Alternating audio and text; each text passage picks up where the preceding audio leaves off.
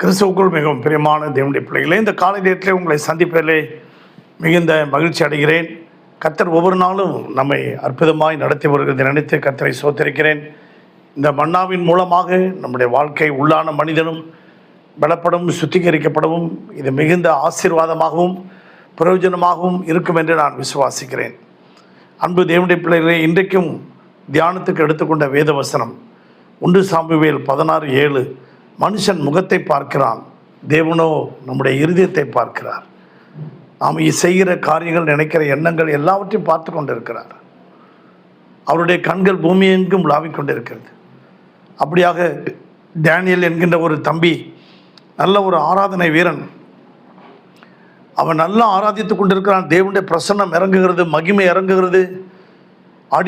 ஆடிட்டோரியத்தில் எல்லார் மேலும் ஆண்டவருடைய வல்லமை இறங்குகிறது. ஆனால் அவனுடைய கண்கள் திடீர்னு கேமரா பக்கம் போகுது. கேமராவில் நம்மளை எப்படி ஷூட்டிங் எடுக்கிறாங்களா, கரெக்டாக எடுக்கிறாங்களா, அதை பண்ணுறாங்களா, இதை பண்ணுறாங்கன்னு பார்த்துக்கிட்டே இருக்கான். ஆனால் ஒரு பையன், ஜோசப் என்கிற ஒரு பையன் அழுதுகிட்டு இருக்கான். ஆண்டவரே, இங்கே ஆராதனை நேரத்தில்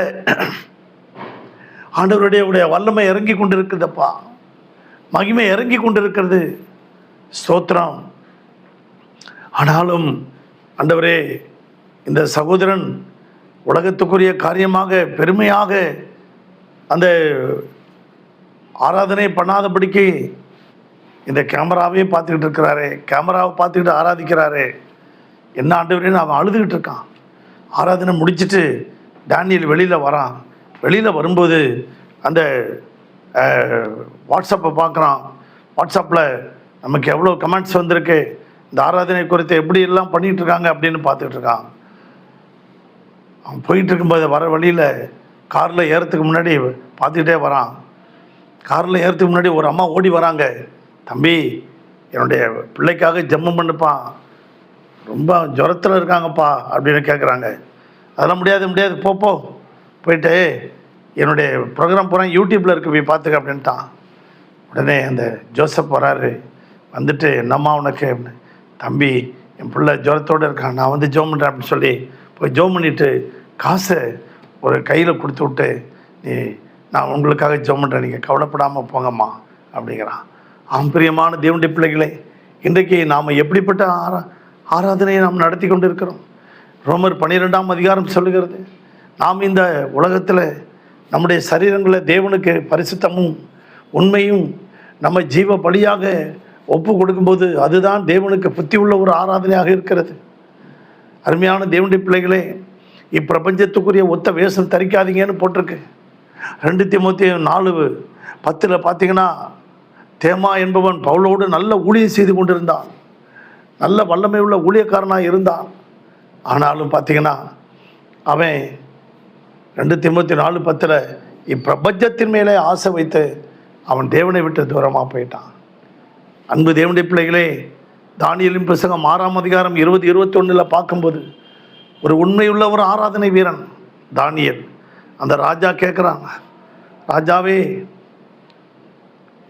தானியேலே, நீ இடைவிடாமல் ஆராதிக்கிற உன் தேவன் உன்னை தப்புவிக்க வல்லவராக இருந்தாரா அப்படின்னு கேட்டான்.